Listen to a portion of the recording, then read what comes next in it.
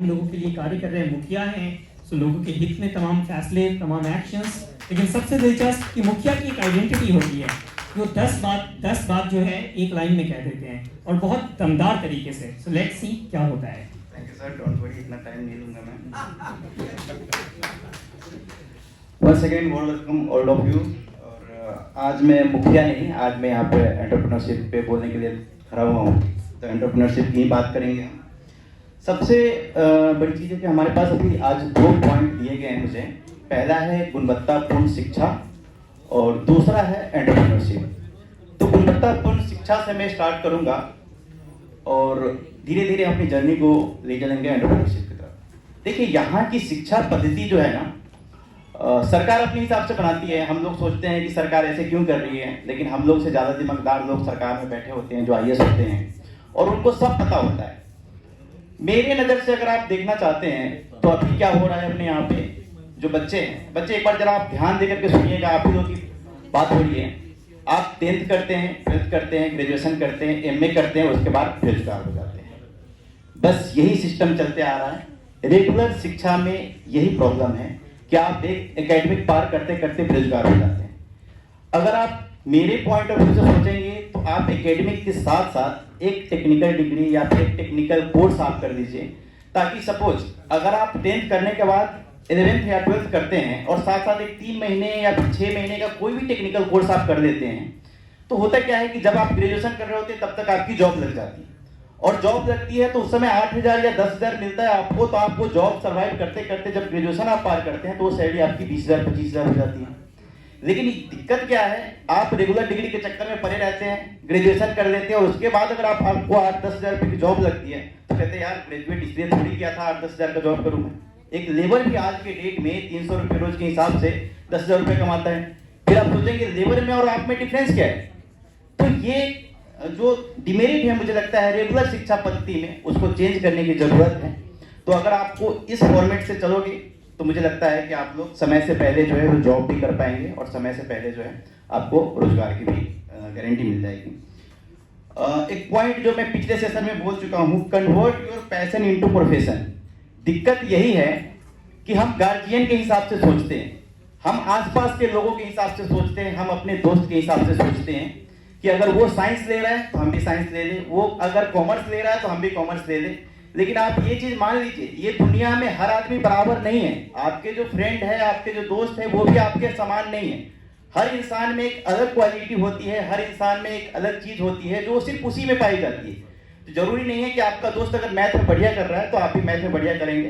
तो उस ट्रेंड को आप लोग चेंज कीजिए। एक और चीज है, लोग डरते हैं। अब आते हैं हम एंटरप्रेन्योरशिप की तरफ। बिजनेस में आने से लोग डरते हैं। वो चाहते हैं कि रेगुलर पढ़ाई करके हमें जॉब मिल जाए, वो रिस्क नहीं उठाना चाहते हैं। लेकिन अगर आपको बिजनेस में आना है तो आपको रिस्क लेना पड़ेगा। रिस्क से अगर भागते हैं आप तो आपके लिए बिजनेस सुटेबल चीज नहीं है। जो बच्चे हैं, चाहे जो बिजनेसमैन यहाँ पे जो एंटरप्रेन्योर बैठे हुए हैं, उनके लिए भी मेरे पास कुछ पॉइंट है। सबसे बड़ी चीज रहती है कि उनका फोकस जो है वो फोकस भंग हो जाता है। तो आप लोगों के लिए मैं फोकस फार्मूला आप लोगों को दे रहा हूँ। वो फोकस फार्मूला है 1 2 3 फोकस फार्मूला। मुझे भी कहीं और से मिला था, ये मेरा फोकस फार्मूला नहीं है। 1 2 3 का मतलब एक फोकस 2 घंटे और 3 महीने तक अगर आप देते हैं तो आपका फोकस किसी भी चीज के लिए बन जाता है, चाहे वो मेडिटेशन में हो या फिर आप किसी भी नए लाइन में जाना चाहते हैं। तो आपके लिए फोकस फार्मूला है जो मैं आप लोगों को दे रहा हूँ। गोल की बातें तो सब करते हैं, लेकिन गोल अचीव कैसे किया जाए, गोल को सेट कैसे किया जाए, गोल को आइडेंटिफाई कैसे किया जाए, वो मैं आप लोगों को बताता हूँ। देखिए, ये कोई भी नहीं बताता कि आपको गोल चूज कैसे करना है। कोई कहता है आप मेडिकल कर लो, कोई कहता है इंजीनियरिंग कर लो, कोई कहता है कि आप जनरल कंपटीशन की तैयारी कर लो। मैं ये कहता हूं कि आपके जितने भी गोल्स हैं उसको आप एक लाइन में सजा लीजिए। सपोज आपके पास ये करना ये करना ये करना 15 गोल्स हो गए, उसमें से टॉप 3 गोल्स आपको चूज करना है। जो भी अनवांटेड है उसको पहले रिमूव कीजिए। अनवांटेड मान लीजिए आपने 15 गोल बनाए हुए हैं जिसमें से 10 अनवांटेड है, तो 10 तो पहले आप रिमूव करेंगे, बचे 5। उस 5 में से आपको सिर्फ और सिर्फ 3 ही गोल चूज करना है, क्योंकि एक बार में 3 गोल से ज्यादा पे आप फोकस करेंगे आपका फोकस होगा ही नहीं। तो सिर्फ 3 गोल आपको चूज करना है और उसको भी प्रायोरिटी वाइज सजा दीजिए। जो 3 गोल आपके पास बचेंगे उसको पहले नंबर पे क्या करना है, जैसे अभी क्या करना है आपको, हो सकता है कोई गोल ऐसा भी हो जो आपको 1 महीने बाद 2 महीने बाद करना है, तो वो दूसरे नंबर पे रखिए। जो हो सकता है उसके बाद करना है तो वो तीसरे नंबर पे रखिए। तो एक बार में टॉप 3 गोल्स ही आपको चूज करना है और उस पर काम करना है। अब आता है कि गोल अचीव कैसे किया जाए। देखिए, एक वर्ड है, जापानीज वर्ड है काइजन, बहुत लोगों ने सुना होगा। काइजन का मतलब होता है चेंज फॉर गुड, और हम लोग उसको अगर हिंदी में बात करें तो उसको हम लोग अपने लैंग्वेज बनाए हुए टुकड़ों में। कोई भी अगर आप बड़ा गोल चूज करते हैं, सपोज यहाँ से मैं सीतामढ़ी से पटना आया हूँ, अगर मैं एक ही बार में आ जाता हूँ तो हो सकता है अगर मैं साइकिल से आता तो थक जाता, लेकिन उस पार्ट को अगर मैं 3 पार्ट या 4 पार्ट में बांटता कि पहले मैं मुजफ्फरपुर जाऊंगा और उसके बाद पटना जाऊंगा, तो आपके लिए गोल अचीव करना भी आसान हो जाता है और गोल को जल्दी आप अचीव कर पाएंगे, क्योंकि आपके सामने बहुत बड़ा लक्ष्य एक बार में नजर नहीं आएगा। आपको छोटा छोटा गोल जो है छोटे छोटे पार्ट में बांटना है। एक और लेसन मैं आप लोगों को देना चाहता हूं, वो है सेल्फ इंप्रूवमेंट का लेसन। सेल्फ इंप्रूवमेंट का लेसन क्या है कि आप मान लीजिए कि किसी सब्जेक्ट में आपको 3 नंबर आए और किसी सब्जेक्ट में आपको 10 नंबर में से 7 नंबर आए। मान लीजिए 10 नंबर का सब्जेक्ट है, लोग क्या करते हैं, 3 वाले पे ज्यादा फोकस करते हैं। ये तब तक सही है जब आप किसी रेगुलर एकेडमिक डिग्री में कर रहे हो कि आपको पास होने के लिए 30% मार्क्स चाहिए।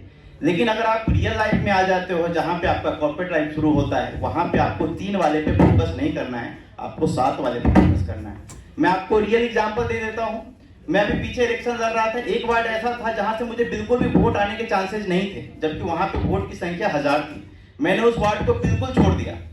मैं अगर वहां पे फोकस करता, बहुत ज्यादा फोकस करता, तो थोड़े से वोट आते, लेकिन मैंने वहां फोकस किया जहां पे मुझे बहुत ज्यादा वोट मिल रहा था, उसको मैंने 100% में कन्वर्ट करने की कोशिश करी और आपको 100% जल्दी मिल जाएगा। तो आपको फोकस कहां करना है, अगर आप रियल लाइफ में हो तो जहां जो पॉइंट आपका स्ट्रॉन्ग है उसको और ज्यादा स्ट्रॉन्ग बनाओ, ताकि आपको बहुत ज्यादा मेहनत नहीं करना पड़े। बिकॉज 30% से 70% पहुंचना बहुत मुश्किल है, लेकिन 70% से 100% पहुंचना बड़ा आसान है। ठीक है, तो आप लोग वैसे करके आप आगे बढ़ सकते हैं। इसके बाद है एंटरप्रेन्योर सेशन का जो लास्ट चीज है कि बिजनेस स्टार्ट कैसे करें, वो भी मैं आपको बस 2 मिनट में मेरा सेशन जो है खत्म हो जाएगा।